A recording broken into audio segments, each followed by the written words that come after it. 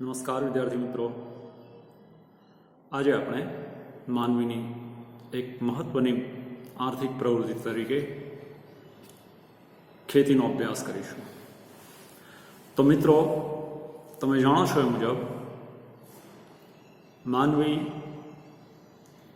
પોતાના જીવન નિર્વાહ માટે વિવિધ પ્રકારની આર્થિક પ્રવૃત્તિઓ કરતો આવેલો છે, જેમાં આપણે સૌપ્રથમ શિકાર અને સંગ્રાહક પ્રવૃત્તિ અને ત્યારબાદ પશુપાલનની આર્થિક પ્રવૃત્તિ વિશે ચર્ચા કરી, જેમાં પશુપાલન મુખ્યત્વે બે રીતે થાય છે. એક અસ્થાયી પશુપાલન કે ભટકતું પશુપાલન અને બીજું વેપારી પશુપાલન. આ પ્રકારની આર્થિક પ્રવૃત્તિઓ દ્વારા માનવી પોતાનું જીવન નિર્વાહ કરતો હોય છે. આજે આપણે માનવીની આર્થિક પ્રવૃત્તિ તરીકે ખેતી પ્રવૃત્તિ વિશેની વાત જોઈશું. તો મિત્રો, તમે જાણો છો કે ખેતી કોને કહેવાય? તો ખેતીની વ્યાખ્યા આપણે ટૂંકમાં આ રીતે આપી શકીએ: બીજનો વૈજ્ઞાનિક ઢબે ઉછેર કરવાની ક્રિયા એટલે ખેતી, જેને આપણે એગ્રીકલ્ચર તરીકે ઓળખીએ છીએ. આજથી આશરે 12,000 વર્ષ પહેલાં વિશ્વમાં ખેતીની શરૂઆત થઈ હોવાનું અનુમાન છે. શરૂઆતમાં માનવી પ્રાણીઓનો શિકાર કરીને પોતાનો ખોરાક મેળવતો હતો. એ પછી પશુઓ જોડે એણે સંબંધો કેળવીને પશુઓની નિકટતા સ્થાપી પશુપાલન પ્રવૃત્તિની શરૂઆત કરી. પશુઓનો પોતાના વિવિધ કાર્યોમાં ઉપયોગ કરવાની એને ક્ષમતા કેળવી. કેટલાક પશુઓને ભાર વહન માટે ઉપયોગમાં લીધા. પછી એમાંના કેટલાક પશુઓને પોતે ખેતી પ્રવૃત્તિમાં ઉપયોગમાં લીધા. દાખલા તરીકે બળદ, ઊંટ, ઘોડા જેવા વિવિધ પ્રાણીઓને માનવી વિવિધ રીતે પોતાની ખેતી પ્રવૃત્તિમાં ઉપયોગમાં લેવાનું શીખ્યો છે. ખેતીના કારણે માનવીનું જે અસ્થાયી જીવન હતું એ સ્થાયી જીવન તરફ વળ્યું અને ધીમે ધીમે માનવીએ પોતાના ખેતી કાર્યોને વધારવા માટે જંગલ કાપવાની શરૂઆત કરી. જંગલના વૃક્ષો કાપીને ખેતીલાયક જમીન સંપાદિત કરી. ખેતી પરનો જે એનો આધાર હતો એ ઉત્તરોત્તર વધતો ગયો. ખેતીલાયક જમીનો મેળવવા માટે એણે જંગલના વૃક્ષોને કાપી, એને બાળી, એ જગ્યાની જમીનને ખેડાણ કરીને એમાં કૃષિ ઉત્પાદનો મેળવવાની શરૂઆત કરી. જ્યારે આ જમીન વિસ્તારોમાં 2-5 વર્ષ ખેતી કર્યા બાદ એ જમીનોની ફળદ્રુપતા ઘટી જતી, ત્યારે ફરીથી માનવી એ જ રીતે અન્ય વિસ્તારના જંગલોને કાપીને એ વૃક્ષો ફરીથી એ જ પ્રકારની પ્રક્રિયા દ્વારા એ ખેતીલાયક જમીનો પ્રાપ્ત કરતો થયો. આમ એ જમીનો જ્યારે ઓછી ઉપજાઉ બની જાય ત્યારે એ જમીન છોડીને એ અન્યત્ર ફરીથી નવી જમીન સંપાદિત કરતો, તેઓ વાવેતર કરતો અને એમાંથી પોતાનું જીવન નિર્વાહ કરતો. આ પ્રકારની જે ખેતી પ્રવૃત્તિ હતી એને આપણે અસ્થાયી ખેતી પ્રવૃત્તિ તરીકે અથવા તો ફરતી ખેતી તરીકે કે ખસતી ખેતી તરીકે ઓળખીએ છીએ. ભારતના પૂર્વોત્તર રાજ્યોમાં આપણે એને ઝુમિંગ કલ્ટિવેશન તરીકે ઓળખીએ છીએ કે ઝૂમિંગ ખેતી તરીકે ઓળખીએ છીએ, જે એક પ્રકારની પ્રાથમિક કક્ષાની ખેતી પ્રવૃત્તિ હતી, જેમાં ઉપજ પ્રમાણમાં આપણને ઓછી મળતી. સમય જતો માનવીએ અનુકૂળ આબોહવા, સિંચાઈની સુવિધા અને ફળરૂપ જમીન વિસ્તારમાં સ્થાયી ખેતી પદ્ધતિના વિકાસ માટેના પ્રયાસો કર્યા. પરિણામે એમાંથી ગ્રામીણ વસાહતો ઉદ્ભવી. બધી જ પ્રાથમિક પ્રવૃત્તિઓમાં ખેતી પ્રવૃત્તિ એ સૌથી વધારે મહત્વપૂર્ણ છે. વિશ્વની લગભગ અડધી વસ્તી એ આજે પણ ખેતી પર આધારિત છે. વિકાસશીલ દેશોમાં લગભગ 65% વધારે લોકોનો મુખ્ય વ્યવસાય એ ખેતી છે. તો 18મી સદીમાં યુરોપમાં ઔદ્યોગિક ક્રાંતિની શરૂઆત થઈ.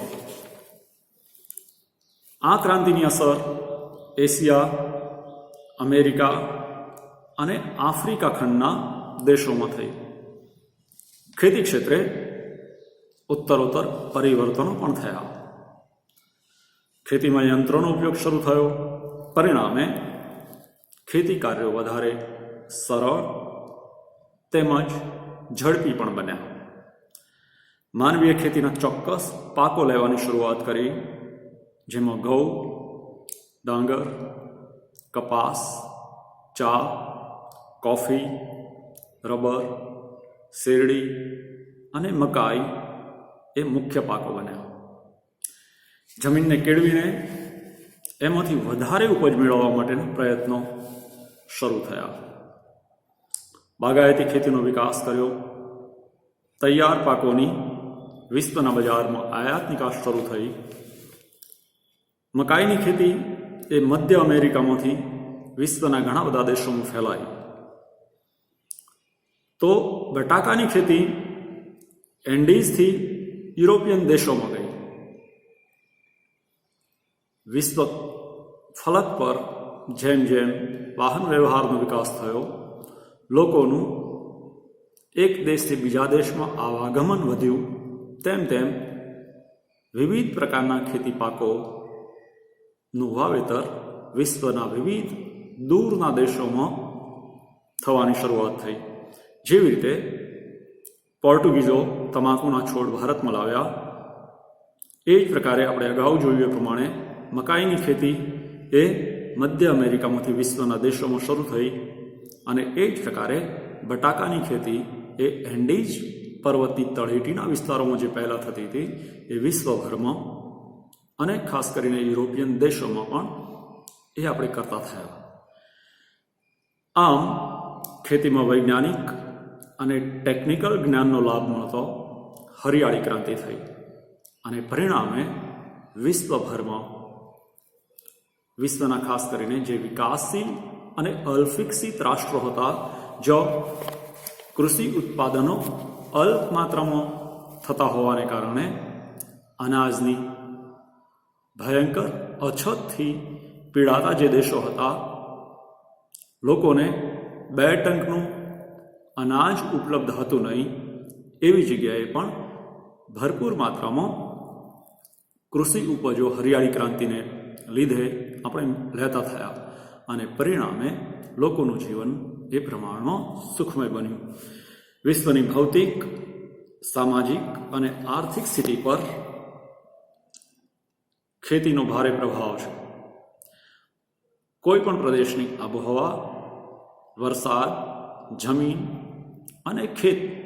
અને ભૂપૃષ્ઠ એ ખેતી પ્રવૃત્તિને અસર કરતા મુખ્ય પરિબળો છે. હવે મિત્રો આપણે જોઈશું, અહીં 1 માર્ક્સનો પ્રશ્ન પૂછાવાની સંભાવના રહે, ખેતી પ્રવૃત્તિને અસર કરતા ભૌતિક પરિબળો કયા છે? તો આબોહવા, વરસાદ, જમીન અને ભૂપૃષ્ઠ એ ખેતી પ્રવૃત્તિને અસર કરતા પરિબળો છે. એ ખાસ યાદ રાખીશું. વિભાગ બીમાં 1 માર્ક્સના પ્રશ્ન તરીકે પૂછાવવાની સંભાવના રહે. હવે આપણે જોઈએ ખેતી આધારિત આનુષંગિક પ્રવૃત્તિઓ.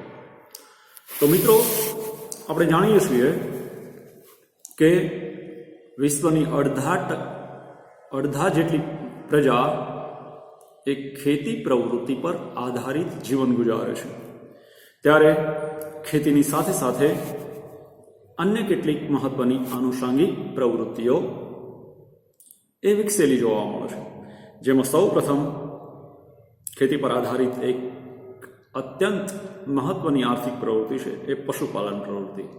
તો પશુપાલન દ્વારા આપણે દૂધ અને એની બનાવટો તૈયાર કરવાની આર્થિક પ્રવૃત્તિઓ દ્વારા વિશ્વના કેટલાય લોકોને રોજગારી ઉપલબ્ધ થતી હોય છે. તેથી જ આપણે એને ખેતીની આનુષંગિક પ્રવૃત્તિ તરીકે ઓળખાવી શકીએ. તો કેટલાક વિશિષ્ટ પ્રાણીઓનો ઉછેર કરીને ઊન, ચામડું અને માંસ મેળવવાનું કાર્ય એ આપણે કરીએ છીએ, જેના દ્વારા વિશ્વના ખૂબ મોટા સમૂહને રોજગારી પ્રાપ્ત થાય છે. ત્યારબાદ મરઘા બતકાનો ઉછેર કરીને ઈંડા અને માંસ મેળવવાની આર્થિક પ્રવૃત્તિ એ ખેતી પર નિર્ભર હોવાથી આપણે એને ખેતીની આનુષંગિક પ્રવૃત્તિ તરીકે ઓળખાવી શકીએ. તો વિવિધ બાગાયતી પાકો જેવા કે વિવિધ પ્રકારના ફળો, એના પર આધારિત ખાદ્ય પ્રસંસ્કરણ ઉદ્યોગો દ્વારા અથાણા, મુરબ્બા, શરબત વગેરે ઉત્પાદનો તૈયાર કરવાની આર્થિક પ્રવૃત્તિનો વિકાસ એ ખેતી પ્રવૃત્તિના વિકાસ સાથે જ સંકળાયેલ બાબત હોવાથી આપણે એને ખેતીની આનુષંગિક પ્રવૃત્તિ તરીકે ઓળખાવી શકીએ. હવે વિશ્વના કેટલાક દેશોમાં ફૂલની ખેતી દ્વારા સુગંધિત દ્રવ્યો અને વિવિધ પ્રકારની ઔષધિઓ તૈયાર કરવાના ઉદ્યોગો પણ વિકાસ પામેલા છે, જે ખેતીની સાથે વિકસેલા હોવાથી આપણે એને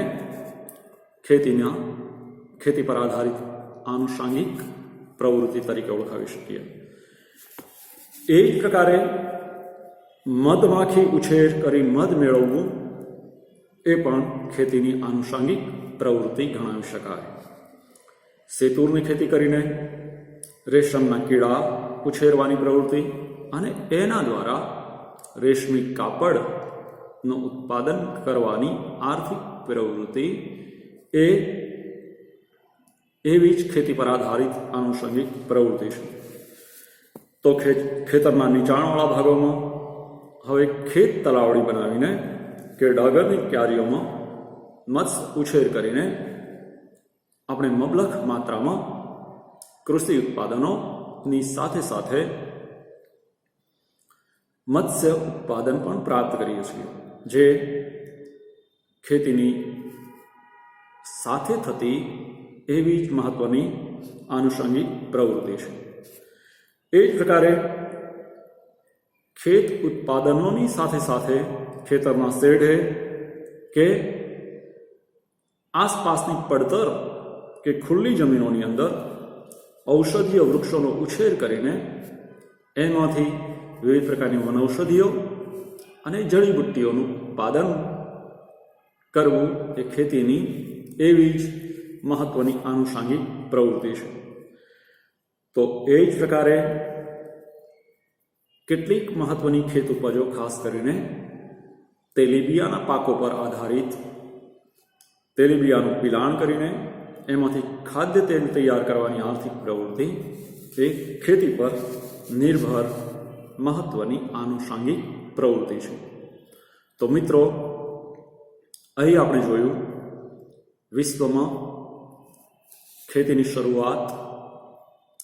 શરૂઆતની ખેતી પદ્ધતિ તરીકે ફરતી ખેતી કે ખસ્તી ખેતી, એ પછી સ્થાયી ખેત પ્રવૃત્તિ શરૂ થતો ગ્રામીણ વસાહતો અસ્તિત્વમાં આવી. વિશ્વ ફલક પર જેમ જેમ વાહન વ્યવહાર કે પરિવહનની સગવડો વધી તેમ તેમ ખેતી પ્રવૃત્તિઓનું વિસ્તરણ વિશ્વના વિવિધ ફલક પર થયું અને એ પછી એ જ ખેતીની સાથે થતી એની આનુષંગિક પ્રવૃત્તિઓની સમજ અહીં આપણે મેળવી. હવે આપણે એક બીજી મહત્વની આર્થિક પ્રવૃત્તિ વિશે વાત કરીશું, જે છે ખનન.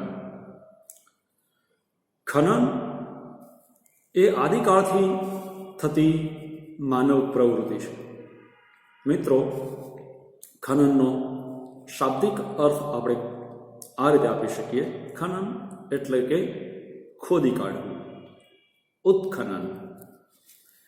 આપણે જાણીએ છીએ કે વિશ્વના વિવિધ ભાગોમાં ભૌગોલિક પરિસ્થિતિ અનુરૂપ વિવિધ પ્રકારની ખનિજો એના પેટાળમાં ધરબાયેલી છે. આ ખનિજો ભૂગર્ભમાંથી ખોદી કાઢવાની પ્રવૃત્તિમાં જમીન પરની માટી કે રેતીને દૂર કરવી પડતી હોય છે, એનું ખોદકામ કરવું પડે છે, તેમજ સુરંગો દ્વારા પથ્થરોને તોડીને જમીનની અંદર વધારે ઊંડાઈએથી ખનિજો મેળવવા માટે શારકામ પણ કરવું પડતું હોય છે. આમ ખનન કાર્યની શરૂઆત ઘણા પ્રાચીન કાળથી થઈ હતી. પ્રાચીન કાળ દરમિયાન આપણે ખૂબ ઊંડાઈએથી વિવિધ પ્રકારની ખનિજો ખોદી કાઢવાની કળા કેળવી ચૂકેલા છીએ. ભૂતકાળમાં તાંબુ, લોખંડ વગેરેના ઓજારો અને શસ્ત્રો બનાવવા માટે એનો ઉપયોગ થવા લાગ્યો હતો. ભાલાથી શરૂ કરીને ઘર વપરાશની ચીજો, વિવિધ સાધનો, વાસણો વગેરેની બનાવટોમાં ખનિજનો ઉપયોગ ભરપૂર માત્રામાં આપણે કરતા હતા. તો મધ્યયુગમાં ખનન કાર્યનું મહત્વ એ ઉત્તરોત્તર વધ્યું. ઇંગ્લેન્ડ અને જર્મનીમાં હથિયાર અને સિક્કા બનાવવા માટે ધાતુઓનું ઉત્પાદન કરવામાં આવ્યું હતું. અન્ય દેશોએ પણ ધાતુના ઉપયોગમાં વધારો કર્યો. ઔદ્યોગિક ક્રાંતિ પછી ખનિજોના ઉપયોગમાં અને એના મહત્વમાં વધારો થયો. તો અહીં મિત્રો આપણે ખનિજની વ્યાખ્યાને સમજી લઈએ. તો ખનિજ કોને કહીશું? પ્રશ્ન વિભાગ સીમાં 2 માર્ક્સ તરીકે પૂછાતો હોય છે. ખનિજનો અર્થ આપી એનું ઉદાહરણ આપો. તો આપણો જવાબ હશે નિશ્ચિત અણુરચના, રાસાયણિક બંધારણ અને સમાન ગુણધર્મ ધરાવતા ઘન, પ્રવાહી કે વાયુમય પદાર્થોને ખનિજ કહેવાય છે. ખનિજના મુખ્ય આપણે 2 વિભાગોમાં વર્ગીકૃત કરીશું. એક ધાત્વિક ખનિજ એટલે કે ધાતુમય ખનિજ, અને 2 અધાત્વિક ખનિજ એટલે કે અધાતુમય ખનિજો. ધાત્વિક ખનિજોમાં મુખ્ય ખનિજો છે લોખંડ, તાંબુ, સીસુ, જસત. તો અધાત્વિક ખનિજો તરીકે ગંધક, અબ્રક, ફ્લોરસ્પાર, ચૂનાના પથ્થરો એને આપણે ગણાવી શકીએ. કોલસો, જેને આપણે બ્લેક ડાયમંડ તરીકે ઓળખીએ છીએ, કાળો હીરો. ખનિજ તેલ, જેને આપણે લિક્વિડ ગોલ્ડ તરીકે એટલે કે પ્રવાહી સોના તરીકે ઓળખીએ છીએ. અને કુદરતી વાયુ એ સંચાલન શક્તિમાં વપરાતી ખનિજો છે. આમ મુખ્યત્વે ખનિજોને 2 કે 3 વિભાગોમાં આપણે વર્ગીકૃત કરી શકીએ. ધાતુમય ખનિજ, અધાતુમય ખનિજ અને 3 સંચાલન શક્તિની ખનિજો. હવે આ ખનિજોને પૃથ્વીના પેટાળમાંથી ખોદી કાઢવાની પ્રવૃત્તિ કે પ્રક્રિયાને આધારે એને મુખ્ય 2 પ્રકારમાં વહેંચી શકીએ. તો ખનનના મુખ્ય 2 પ્રકાર છે. એક પૃષ્ઠીય ખનન અને બીજું ભૂમિગત ખનન. અહીં વિભાગ સીમાં પ્રશ્ન પૂછાવાની સંભાવના રહે. ખનનના પ્રકારો કેટલા અને કયા કયા? તો ખનનના મુખ્ય બે પ્રકાર છે, એક પૃષ્ઠીય ખનન અને બીજું ભૂમિગત ખનન. પૃષ્ઠીય ખનનને આપણે ધરાતલીય ખનન તરીકે પણ ઓળખાવી શકીએ. આ પ્રકારનું ખનન એ વધારે સરળ, સુરક્ષિત અને ઓછું ખર્ચાળ છે. ખનિજોનું ખનન વધારે માત્રામાં અને ઝડપથી આપણે કરી શકીએ છીએ. તો એનાથી વિરુદ્ધ જો ખનિજો પૃથ્વીની સપાટીથી વધારે ઊંડાઈ હોય ત્યારે ભૂમિગત ખનન વિધિનો ઉપયોગ એ આપણે કરવો પડે છે. પૃથ્વી સપાટીની ઊંડાઈએથી ખનિજોના ખનનનું કાર્ય ખૂબ જ મુશ્કેલ અને અસુરક્ષિત ગણાય છે.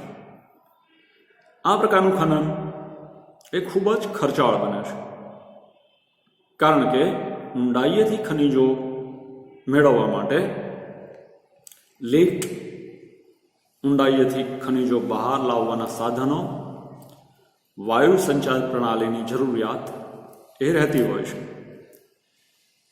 આ પ્રવૃત્તિ એટલે કે ભૂમિગત ખનન પ્રવૃત્તિ એ ખૂબ જ જોખમોથી ભરેલી છે, કારણ કે ઊંડાઈએ આવેલી ખાણોમાં ઘણીવાર ઝેરી વાયુ ફેલાઈ જવાથી તેમજ ખાણોમાં ભૂસ્ખલન થવાથી તો કેટલીક વાર ખાણમાં આગ લાગવાથી અથવા તો પૂરના પાણી ધસી આવતો મોટી દુર્ઘટનાઓ સર્જાય છે.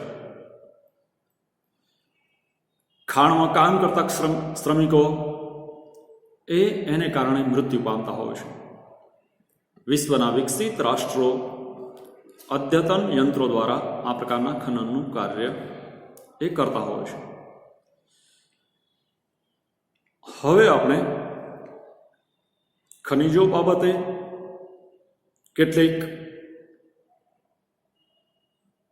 ઊંડાણભરી વિગતોનો અભ્યાસ આપણે આગળ કરવાના છીએ પ્રકરણ 9માં. તો આ થઈ ખેતી અને ખેતી પર આધારિત આનુષંગિક પ્રવૃત્તિઓ, અને એ પછી ખનનના પ્રકાર, ખનિજનો અર્થ, ખનિજના પ્રકારો, એના વિશેની વિગતવાર બાબત આપણે સમજ્યા. હવે અહીં આપણે થોડીક જાણવા જેવી બાબતોને સમજી લઈએ. તો પ્રાથમિક પ્રવૃત્તિ કરનારા લોકોનું કાર્યક્ષેત્ર એ ઘરથી બહાર હોવાને કારણે આપણે એઓને રેડ કોલર શ્રમિકો તરીકે ઓળખીએ છીએ. રેડ કોલર શ્રમિકો. ચુંગમને ચૂસ્યા પછી બાકી રહેલા